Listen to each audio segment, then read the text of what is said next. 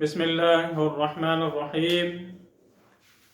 امام غزالی رحمۃ اللہ علیہ نے روزہ داروں کے لیے روزہ رکھنے کے 7 مختصر آداب بیان فرمائے جو ہر روزہ دار کے لیے ضروری ہے کہ ان آداب کو سامنے رکھ کر اپنے روزے کو رکھے۔ سب سے پہلا ادب آنکھوں کی حفاظت ہے کہ ہر روزہ دار اپنی نگاہوں کی حفاظت کرے، اپنی نگاہوں کو آوارگی سے روکے، ہر وہ چیز جس کی طرف دیکھنا جائز نہ ہو اس کی طرف نہ دیکھے، فحش چیزوں کو نہ دیکھے، حرام چیزوں کو نہ دیکھے، غیر محرم خواتین کی طرف نہ دیکھے۔ تو روزے کے دوران بہت ضروری ہے۔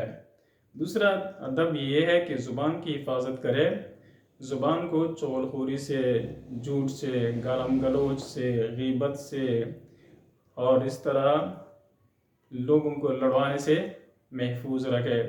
تو جس گناہ کا تعلق بھی زبان سے ہو ان تمام گناہوں سے زبان کو محفوظ رکھے۔ تیسرا ادب یہ ہے کہ کانوں کی حفاظت کرے، کانوں سے وہ چیزیں نہ سنے جو ناجائز ہو، جیسے کہ غیبت کا سننا ہے، گانے سننے ہیں، جھوٹ کا سننا ہے۔ اور چوتھا ادب یہ ہے کہ اپنے ہاتھوں کی حفاظت کرے، ہاتھوں کے ذریعے سے کسی کا حق نہ مارے، ہاتھوں کے ذریعے سے ناپ تول کے اندر کمی نہ کرے، ہاتھوں کے ذریعے سے کسی کے اوپر ظلم نہ کرے، ہاتھوں کے ذریعے سے کسی کو مکہ نہ مارے، ہاتھوں کے ذریعے سے کسی کو گولی چوری نہ مارے، ہاتھوں کے ذریعے سے کسی کی طرف غلط اشارہ نہ کرے۔ تو یہ بھی روزہ داروں کے لیے ضروری ہے کہ یہ تمام چیزوں سے اپنے ہاتھوں کو محفوظ رکھے۔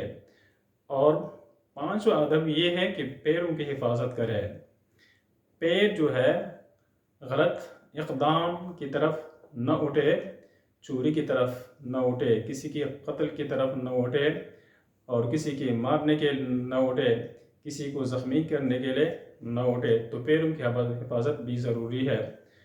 اور چھٹا ادب یہ ہے کہ اپنے دماغ کی حفاظت کرے، اپنے دماغ کو، اپنے دل کو غلط خیالات سے، غلط ارادوں سے محفوظ رکھے۔ اور ساتواں ادب یہ ہے کہ اپنے پیٹ کی حفاظت کرے، افطاری کے وقت جو کھانا کھاتا ہے، جو لقمہ اندر چلا جاتا ہے وہ حلال کا ہونا چاہیے۔ اگر انہیں پورا دن روزہ رکھا ہے اور افطاری حرام غذا سے کیا تو روزے کا جو ثواب ہے وہ ضائع ہو جائے گا۔ آخر میں ایک اور ادب بھی آپ کے سامنے عرض کروں، وہ تمام عبادت کے اندر اور تمام عبادت کے لیے ضروری ہے، وہ روزہ رکھنے کے بعد قبولیت کی دعا اللہ تعالیٰ سے مانگنی چاہیے۔ یہ صرف روزے کے لیے خاص نہیں ہے، تمام عبادات کے لیے ضروری ہے کہ مسلمان جو بھی عبادت کرے، نماز پڑھے، حج کرے، عمرہ کرے، روزہ رکھے، زکوٰۃ دے اور تلاوت کرے، تسبیحات پڑھے، تو اس کے لیے ضروری ہے کہ اللہ تعالیٰ سے اس عبادت کی قبولیت کی دعا بھی کرے کہ اللہ تعالیٰ میری اس عبادت کو قبول فرما۔